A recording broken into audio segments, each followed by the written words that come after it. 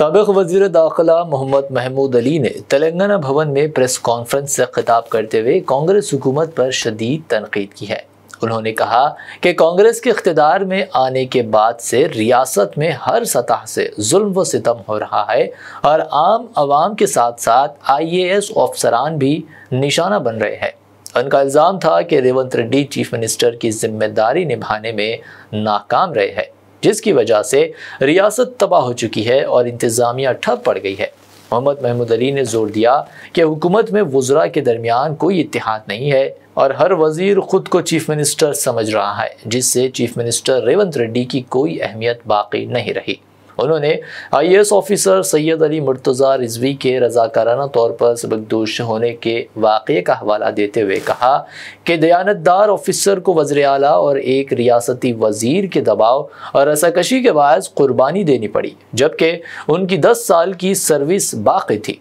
उन्होंने इस नारवा सलूक की शदीद मजम्मत की। कांग्रेस की अक़लियती उमूर पर तनकीद करते हुए महमूद अली ने कहा कि कांग्रेस ने 2 साल बाद भी काबीना में कोई मुस्लिम वज़ीर नहीं बनाया और इंतखाबात से कब्ल अक़लियतों के लिए सालाना 4000 करोड़ रुपए बजट देने का वादा पूरा नहीं किया गया, बल्कि सिर्फ 25% बजट ही खर्च किया गया। उन्होंने कहा कि झूठे वादों के जरिए वोट हासिल किए गए और आज मुसलमान परेशान हैं, जबकि KCR के दौरे हुकूमत में तमाम तबक़ात के साथ मुकम्मल इंसाफ किया गया और अवाम खुशहाल थे।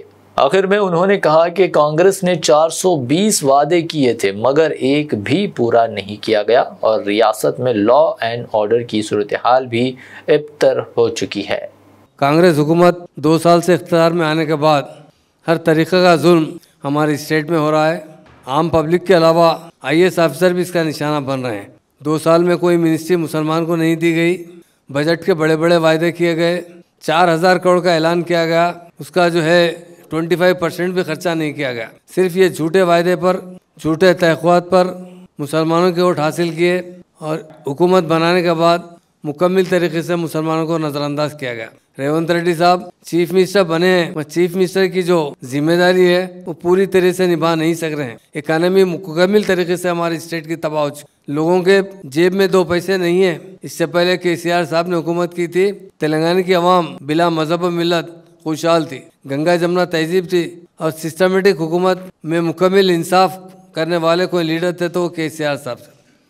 रेवंत रेड्डी साहब चीफ मिनिस्टर बनने के बाद कांग्रेस में हर कोई चीफ मिनिस्टर बना हुआ है। जितने मिनिस्टर्स है हर कोई अपना अपना डोमिनेशन बताते हैं और रेवंत रेड्डी साहब को कोई अहमियत नहीं देते। हर आदमी ओपनली मिनिस्टर्स एक दूसरे पर तनकीद कर रहे हैं। ये बड़ी अफसोस की बात है कि एक स्टेट में हुकूमत करने पर जो एकजहती होना चाहिए वो मुकम्मल तरीके से टोटली ज़ीरो एकजहती का मुजाहरा किया जा रहा है। हर आदमी एक मिनिस्टर दूसरे मिनिस्टर पर क्रिटिसाइज़ कर रहा है। और सबसे अहम बात यह है कि हमारे जो एक minority secretary Ali Murtaza Rizvi साहब जो बहुत अच्छे नेक ऑफिसर है, पहले तो मुसलमान कोई भी IAS ऑफिसर बराए नाम है और बहुत ऑनेस्ट ऑफिसर रिजवी साहब म्यूनिसिपल में भी काम किए हैं, हेल्थ मिनिस्ट्री में भी काम किए हैं और आज एक्साइज मिनिस्ट्री में उन्हें हुकूमत को इस्तीफ़ा देना पड़ा, जबकि 10 साल उनके बाकी थे। क्योंकि एक तरफ CM साहब का प्रेशर है, उनके दामाद को टेंडर दिया जाए एक्साइज का, दूसरी तरफ मिनिस्टर साहब का प्रेशर है, उनके बेटे को टेंडर दिया जाए। जूपल्ली कृष्णा राव साहब वो टेंडर लेना चाहते हैं, चीफ मिनिस्टर वो टेंडर लेना चाहते हैं।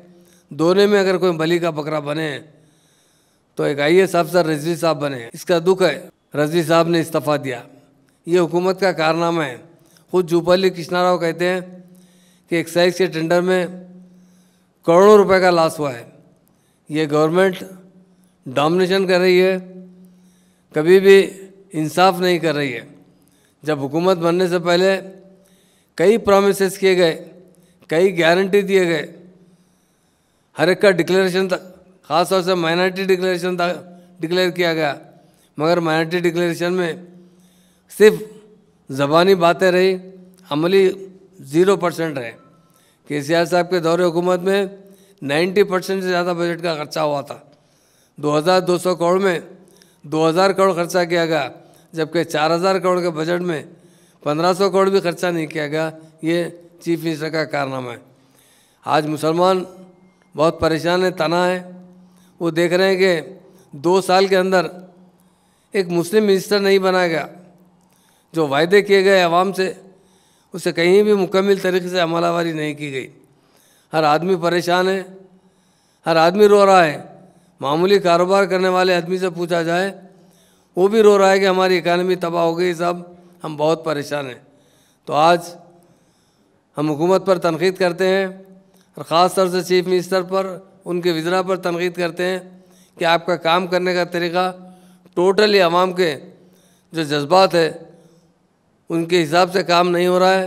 आवाम चाहती है कि हुकूमत आवाम की भलाई में काम करे, मगर ये हुकूमत सिर्फ आवाम को नुकसान पहुंचा रही है। और रज़वी साहब का जो इस्तीफ़ा है उसकी हम सख्त हुकूमत पर तनकीद करते हैं। एक ऑनेस्ट IAS अफसर, पहले तो मुसलमानों में ऑफिसर बहुत कम होते हैं, नहीं के बराबर है। उसमें भी मुर्तज़ा अली रज़वी साहब बहुत नेक आदमी हैं, बहुत अच्छे आदमी हैं। आज लैंड ऑर्डर भी हमारा मुकम्मल ख़राब होते जा रहा है दिन ब दिन। ट्रैफिक शहर की कंट्रोल से बाहर हो चुकी है। लोग अगर एक बार बाहर जाते हैं तो फिर अपने वक्त पर घर नहीं पहुंच सकते। ये हुकूमत का एडमिनिस्ट्रेशन 2 साल के अंदर मुकम्मल तरीके से नाकाम हो चुका है। ना जो वायदे किए गए, एक नहीं, 2 नहीं, 420 वायदे किए गए, उसमें कोई वायदे पूरे नहीं किए जा रहे। आवाम बेजार है। आप जिससे भी पूछते हैं, चाहे ठेला मंडी पे कोई कारोबार भी कर रहा है, उससे भी पूछेंगे आप तो कहेगा कि केसीआर साहब की हुकूमत बड़ी अच्छी हुकूमत थी, लोग खुशहाल थे, खुशहाल ज़िंदगी गुजारते थे। और गंगा जमुना तहजीब अगर देखी गई तो केसीआर साहब के दौरे हुकूमत में थी। आज मुल्क में फ़िरका परस्ती बढ़ती जा रही है, हर जगह हालात बिगड़ते जा रहे हैं, हर जगह क्रिमिनल राइट्स होते जा रहे हैं और लैंड ऑर्डर बहुत ख़राब होता जा रहा है। ट्रैफिक हद से ज़्यादा कंट्रोल के बाहर होती जा रही है। लोग बड़े परेशान हैं और हमें बहुत दुख हुआ है, बहुत अफसोस का इज़हार भी करते हैं कि रज़वी साहब की तरह दयानतदार ऑफिसर अगर इस्तीफ़ा देंगे या वॉलंटरी रिटायर्ड होंगे तो किस तरह लोग अमन से ज़िंदगी गुजारेंगे, गरीब आदमी किस तरह ज़िंदगी गुजार सकता है। BRS पार्टी की जानिब से हम सख्त तनकीद करते हैं। एक IAS ऑफिसर बड़ा मुश्किल से बनता है। 10 साल की सर्विस रखें के बावजूद वो इस्तीफ़ा देना हमारे लिए शर्म की बात है। हमारी मिनिस्ट्री, हमारी हुकूमत जिस तरह काम कर रही है, हमें उस बात का अंदाज़ा होता है कि एक IAS ऑफिसर, ऑनेस्ट ऑफिसर उनके साथ काम नहीं कर सकता। हम इनके इक़दाम को जिस तरह हुकूमत ने एक्सेप्ट किया, जिस तरह इन पर गैर ज़रूरी का दबाव डाला गया, एक तरफ मिनिस्टर साहब का दबाव, एक तरफ चीफ मिनिस्टर साहब का दबाव, इसकी हम सख्त मज़म्मत करते हैं और हुकूमत से मुतालबा करते हैं कि IAS अफसरों को अच्छी से छूट दी जाए ताकि ऑनेस्टी से काम कर सके, एडमिनिस्ट्रेशन अच्छी तरीके से चल सके। हमारी हुकूमत ऐसी होना चाहिए, सब गरीब परवर हुकूमत होना चाहिए, मगर ये हुकूमत ज़ालिमाना रवैया अख्तियार की हुई है। कभी कोई पर किसी पर भी इंसाफ नहीं किया जा रहा है। मामूली आदमी किस तरह जी सकता है, जबकि एक IAS अफसर भी इस्तीफ़ा देकर हुकूमत से दूर होना पड़ा है और हुकूमत की सख्त मज़म्मत करते हैं। ये हुकूमत का रवैया है, उसकी हम सख्त मज़म्मत करते हैं।